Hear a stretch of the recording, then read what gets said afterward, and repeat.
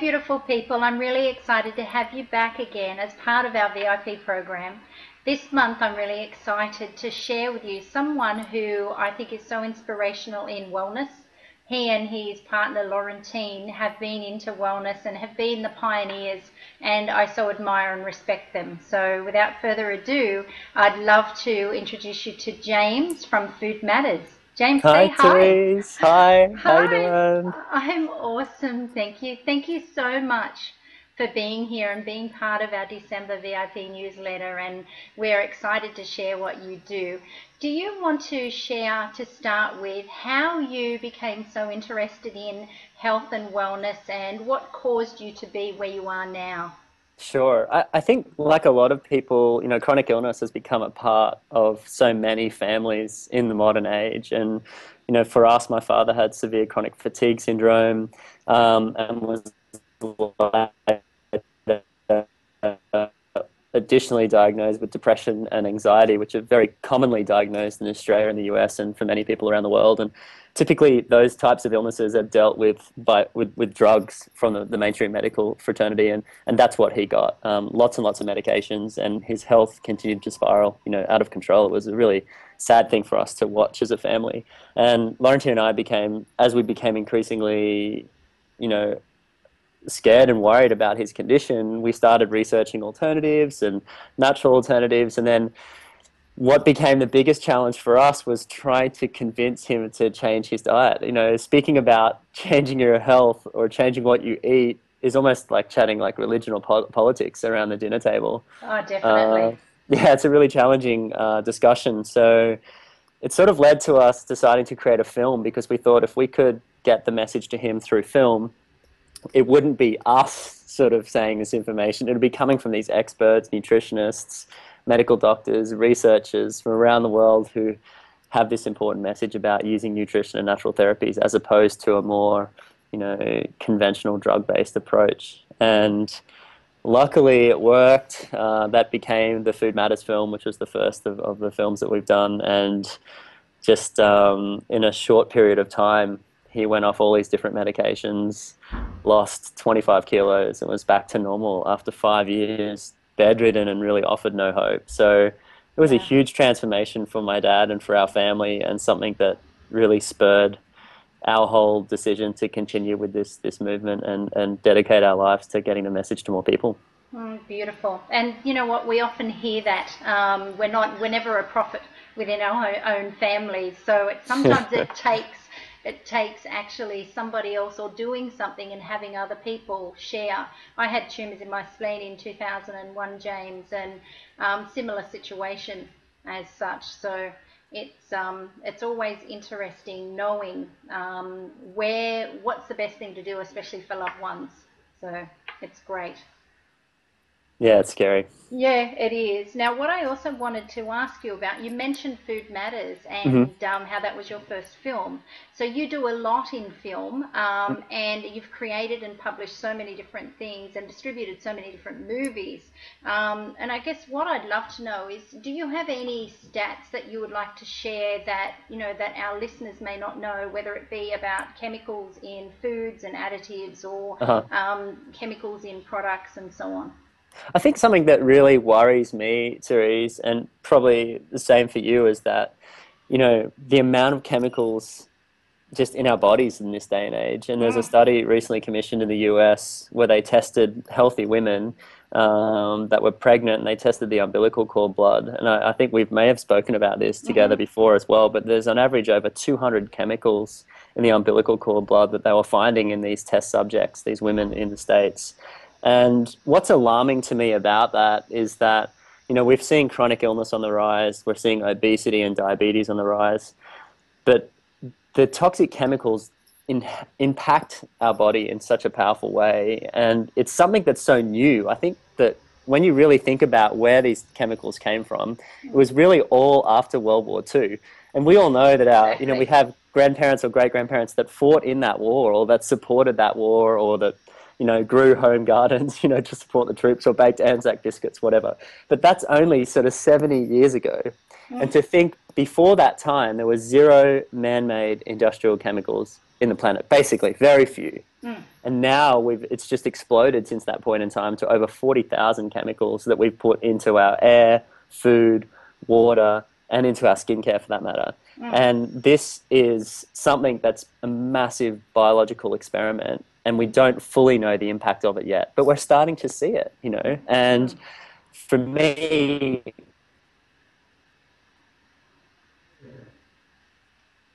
I really want to just try and encourage people to make healthier natural decisions, and all of our work at Food Matters through our newsletters and our films and everything we do is just really about trying to get that message, making that message easier to share, and just acknowledging that where I had the challenge in my family trying to impact my father's health is reflected the world over. I think there's so many people that are trying to either help their sister or their mother or their brother or their auntie, and having films or having a collection of films that people can share with people and say, hey, check out this, you know, or see this, and then it brings this information to light, and then that hopefully will shift how we consume, because we're all buying things every day. Yeah. We're buying things at the grocery store, we're buying things at Woolies or at Coles or everywhere, and if we can just shift the needle only a few percent with our purchasing decisions towards products that are non-toxic, towards products that support our own inner ecology and also the ecology and the environment around us, then we can make big differences, you know, going forward. And I think that's a huge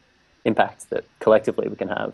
Yeah, we have, and as you say, there's more and more people who are becoming more and more aware, and we're definitely about educating people. That's what Divine is about, educating and also providing. It's no good educating without providing healthy alternatives for people to use. And yeah, it's all about education. In relation to the women with chemicals, Professor Sarah Lance here in Queensland, who I am really good friends with, she actually undertook a study in June 2013 and shared that she tested babies' umbilical cords, newborn babies, and they found over 200 chemicals in their little umbilical cords, and they were newborn. Wow. So they replicated that American study here in Australia as well. Yeah. And yeah, great. Yeah. Very I mean, it's scary. not great. It's not great at all. I mean, it's shocking. Like, I have a 15-month-old son right now, and, you know, he's teething. He's a young boy. You know, he's going through all those things. But to think that that's now, even, you know, we had a healthy pregnancy. We've been eating organic and clean food for the most part of our diet for as long as possible.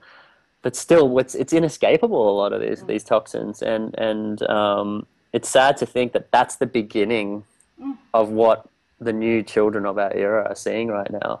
And then stack on top of that poor school food, all these sugary drinks, and, you know, it's a recipe for disaster. And I think that, you know, we're starting to see that issue become more prevalent now. We're seeing, you know, obesity rates skyrocket in Australia. I mean, we have some of the most obese children in the world here. There's different statistics showing that, and that's an alarming issue. And we need to, in a lot of respects, we need to be thinking bigger picture. But even if you think just about more selfishly, how can I best look after my body? And that's going to have an impact on the people around you. Because if you look radiant and healthy and fresh and your kids are healthy, people are going to ask, how are you doing that? What's going on? And you can say, well, I'm using this product instead of that. Or my kids are having these snacks instead of those snacks. And I think being that example is such a powerful thing that we can share to our families and communities without having to preach to people to, you know, buy organic food or use organic products. So I think that's a good way to do it. Yeah, exactly. And it's not about preaching. You know, we don't preach in regard to it. We provide information. Take from it what serves you, leave what doesn't, but at least be left with the ability to make healthy choices. And it is concerning regarding the little babies who are being born with, on average, 200 chemicals in their umbilical cord. Their body doesn't have the ability to detox such that we do. And it's very, very concerning. And you know what? Ultimately, we can transform that. We can choose what we put on our body. We can choose what we put in our body, and that goes, I take a holistic approach to health and wellness. So it's equally as important to me what I put in my body as it is on my body. So I've been living and breathing certified organic and being such an advocate for certified organic foods and people educating themselves, because we can transform that. The other thing I wanted to say too, James, is in relation to, you know, you meet a lot of people. Who's probably one of your most inspiring people that you've met? I think without even thinking about it, I'd say Dr. Christian Northrup. Okay. And I think it's a little bit of a left field one for a lot of people. She was one of the best-selling authors of Women's Bodies, Women's Wisdom. And it's funny you said that because I just opened an email from her a few minutes ago. Wow. And I haven't had an email from her for years, actually. It's a very unique thing that she even writes email. I think the last thing I got was a handwritten note that got photographed and sent to me from her PA. But yeah, she really springs to mind because of the work she's doing in helping people eat better, but also helping people sort of love the body they're in. And I think it's such an important thing. And it's a funny thing for a guy to talk about Mm. loving your body. But I think that we have lost this sense of self appreciation. We're taught so often through advertising and marketing that that our teeth are brown or that we're this and that, or that we're ugly or we're worthless and we're not good enough. And I think that when you come from a place of, lacking that self appreciation for who you are as a body and a human and your life on this planet, then you tend to have poor food choices and you tend to have Mm. poor choices around your mental state. Whereas if you start your day or you have some rituals around, look, I am worth it, I am a divine, beautiful person. I have an ability to be a presence for good on this planet and serve and help people, or even just make choices that serve people, like fair trade choices, organic choices, choices that impact the quality of the whole downline of that process. Then you come from a totally different place, and when you have that feeling within yourself, your food choices change dramatically. Mm. If you take someone who's depressed and not feeling well about themselves, they tend to choose food choices that follow that path. Yes. So the connection between the mind and the body and our decisions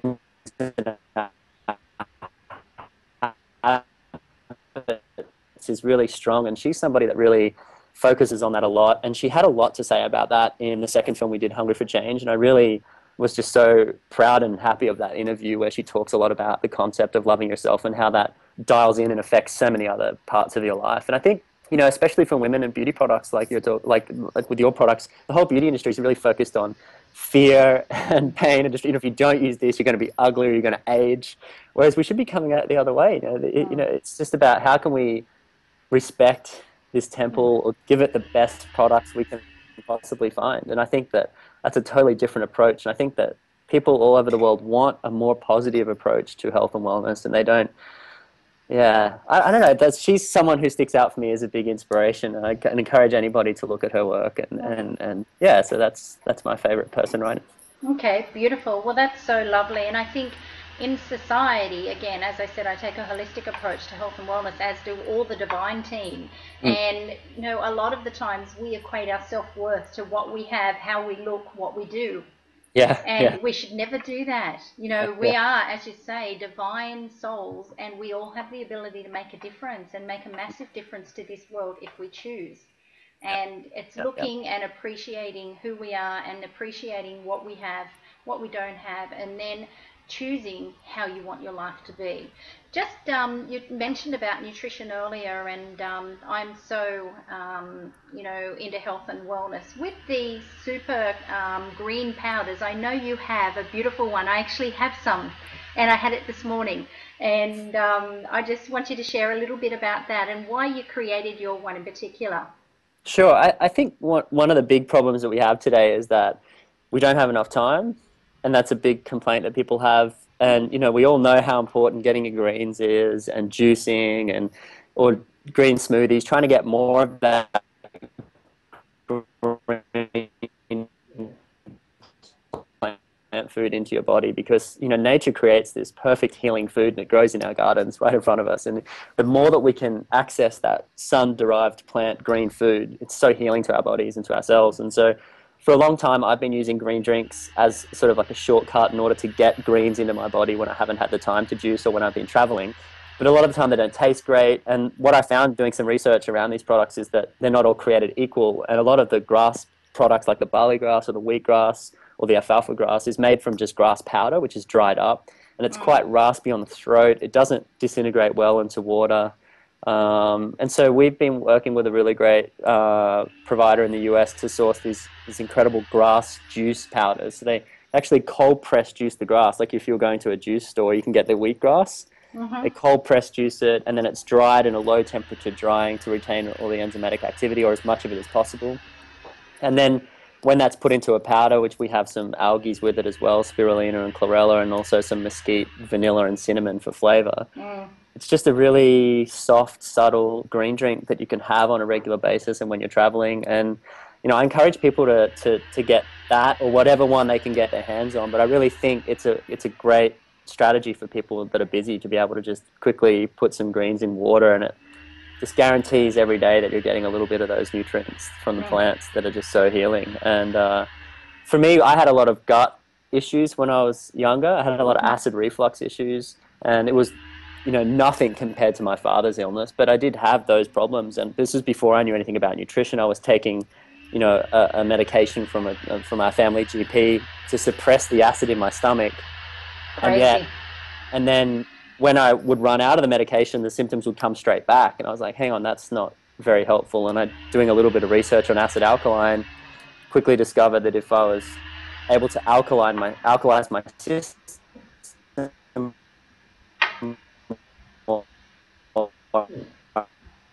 I'd be able to alleviate a lot of that symptomatology. And I went straight to a health food store, bought some barley grass powder, started taking it daily, and it went away. So, it's a really powerful, simple thing that people can have, and you use it a few times a week, every day if you can, or when you don't have a green juice or a nice green smoothie and you're like, oh, I didn't quite have the best start today, then you can have that before you have your toast or your coffee. Even if you have your normal diet and just add in something green, it's a simple thing that you can do to just improve the cleanliness and alkalinity of your blood on a daily basis. Yeah, no, exactly. Well, I had it, as I said this morning, I've been having it just about every day in I call it juicy, which is a combination between a juice and a smoothie. And I love that. That's so cool. yeah, that's my little name. So just one last question. I know that you're flat out. We've got to get moving as well. And I just want to also ask you, what are your thoughts in regard to certified organic? Like, are you a big believer in certified organic? I'm a really big believer in certified organic, but I know there's a lot of detractors, and I think we have to have one foot in science, and we have to have one foot in common sense. Mm-hmm. And I think let's just look at the common sense aspect of it. Everything was certified organic up until like 1920 or 1930. Everything was organic. Everything was local. Well, there was some transport, but it was minimal because oil-based transport through trucks and planes and didn't come until after that. We had some transport of spices and that around the world, but it was mainly local, in-season, organic food was how we got 90 to 100% of our food up until 70, 80 years ago. Now, think about how long we've existed as humans on this planet, like tens of thousands of years, longer, as domesticated modern humans since the advent of agriculture. Sure, more recent history, but still a long time. 70 years is a blip. The impact we've made on the environment through the degradation of topsoil and the introduction of these over 40,000 man-made chemicals in that short 70-year period is absolutely horrifying, really, if you look at it from a helicopter perspective and zoom out and think about what we've actually done. Now, how that impacts our endocrine system, our hormone system, our ability to detoxify is so powerful. And we need to start saying, well, what are the everyday decisions we can make to support not a return to how we were, because we can never get back there, but we need to think about how we can support moving forward into organic and natural foods as much as possible to remove that toxic load on ourselves and on the planet. And so, I'm very for organics from that perspective. If you look at it from the other perspective, there's so many ways that you can support scientifically the movement towards a low toxin diet, how that increases the biomass in the soil, how it increases, even pulling the extra carbon from the atmosphere, to the sequestration of carbon into compost and into the soil, and how powerful organic farming is for, healing our environment as well as healing our bodies. So I think that the two ways you look at it, there's positive arguments for organic in both ways. A lot of people will say, yeah, okay, it's more organic. But you either pay your farmer now or you pay the doctor later. That's how I see it. Yep. And I'd rather pay the farmer now and then have a positive effect on my body and the environment instead of trying to save money now and having it have a detrimental effect on the environment and on my body long term. And there's ways around it as well, buying in bulk, going through co-ops, going direct to the farmer. You can find ways around it, buying in season, learning ways to preserve food, like more traditional Mm. preservation methods, buying a lot of cabbage when it's available, making sauerkraut. You know, Yes. this is how we always did it. And there's so much great.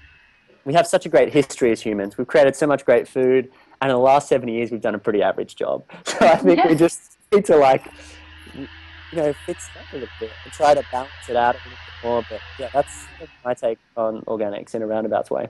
Yeah, and I think it's so important to dispel any misunderstanding regarding the use of organic. There's a huge misrepresentation in society in relation to the use of the word organic. And a company, for example, in cosmetics and skincare, can claim something's organic if it contains one natural ingredient, but it may contain thousands of chemicals.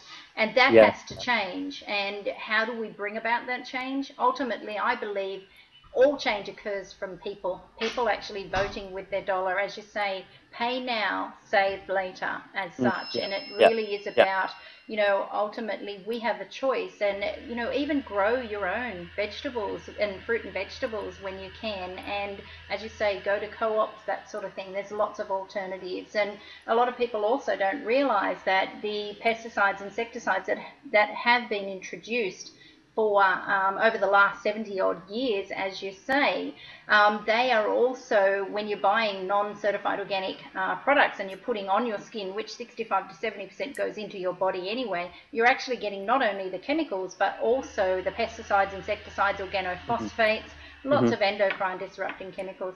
That can be a discussion for another day. But Yeah, yeah, that's a huge discussion. I know. it But is, look, it we've covered a lot definitely of is. ground today already. I think, We have. they're really great questions and, I Yeah. appreciate Well, everything. well, thank you. Thank you so much for being part of our VIP newsletter. And, guys, you've got to look at Food Matters.